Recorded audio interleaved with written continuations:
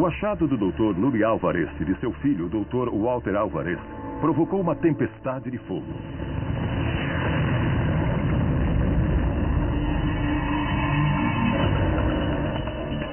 Em 1980, quando Louis e Walter Alvarez estudavam as taxas de sedimentação, eles não estavam nada interessados na extinção dos dinossauros. Eles queriam medir a taxa de sedimentação das profundezas oceânicas.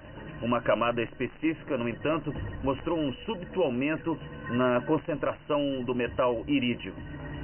E eles calcularam que se espalhassem a quantidade de irídio dessa camada, isso somaria uma quantidade total equivalente a um asteroide de 10 quilômetros de diâmetro. Um asteroide de 10 quilômetros de diâmetro corresponde ao tamanho do Monte Everest. O motivo de se pensar em um asteroide como a causa do aumento de irídio no limite KT é que os asteroides têm uma enorme quantidade de irídio neles. A Terra tem irídio nela, mas como esse é um metal pesado, a maior parte foi para o centro do planeta.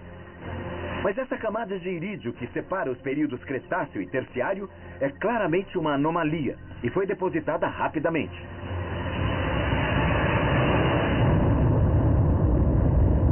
Mas outra evidência apoiava a teoria do asteroide. Além de altos níveis de irídio, acharam algo ainda mais fascinante: quartzo com lamelas de choque.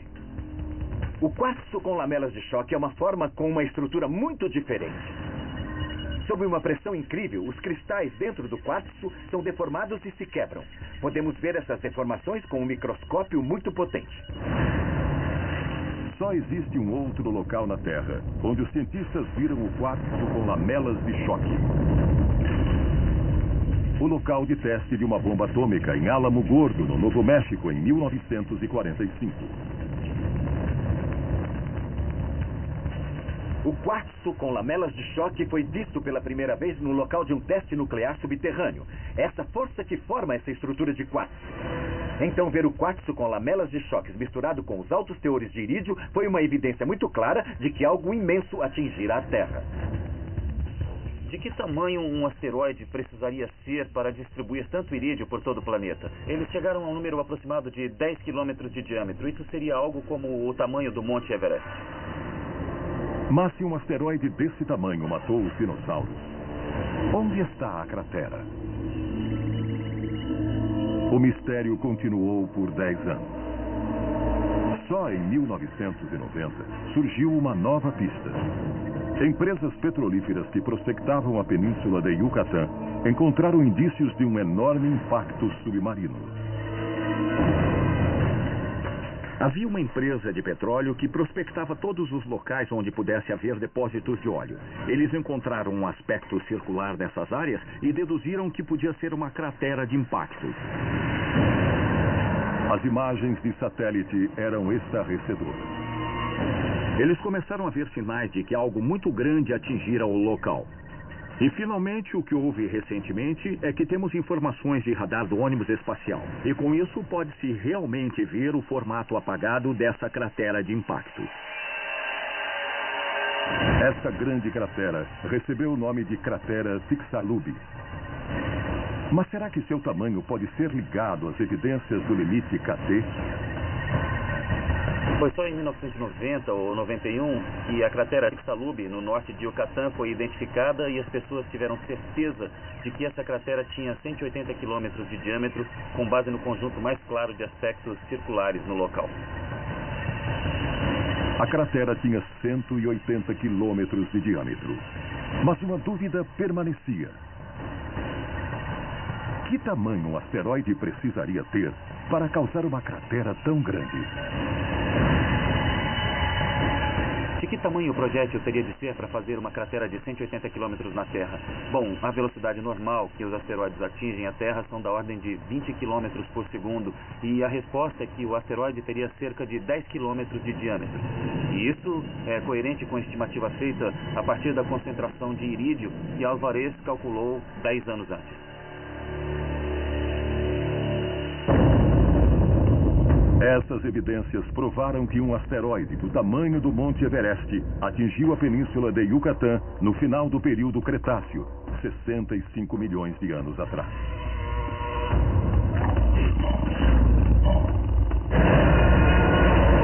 Então, o Dr. William Boettke, diretor assistente de estudos espaciais do Instituto de Pesquisa do Sudoeste, foi ainda mais longe. Sua pesquisa encontrou os fragmentos do asteroide Baptistina, restos da colisão espacial há 250 milhões de anos, e mostrou que a Terra não fora a única vítima. Um asteroide também atingiu a Lua, provocando um desmoronamento. A nave Apollo 17 pousou em um local em que eles conseguiram detectar evidências de um desmoronamento que aconteceu 110 milhões de anos atrás. Acredita-se que esse desmoronamento foi provocado por um choque que ocorreu do outro lado da Lua. Além de ser muito grande e ter uns 180 quilômetros, é também muito recente por ter ocorrido há 110 milhões de anos.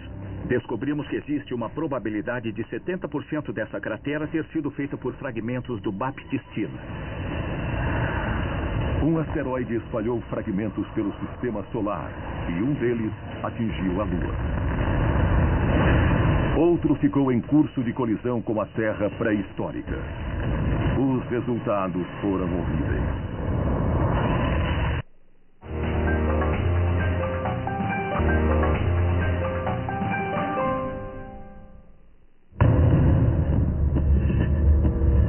Viajando com o dobro da velocidade do som, um enorme asteroide entrou no sistema solar em curso de colisão com os dinossauros.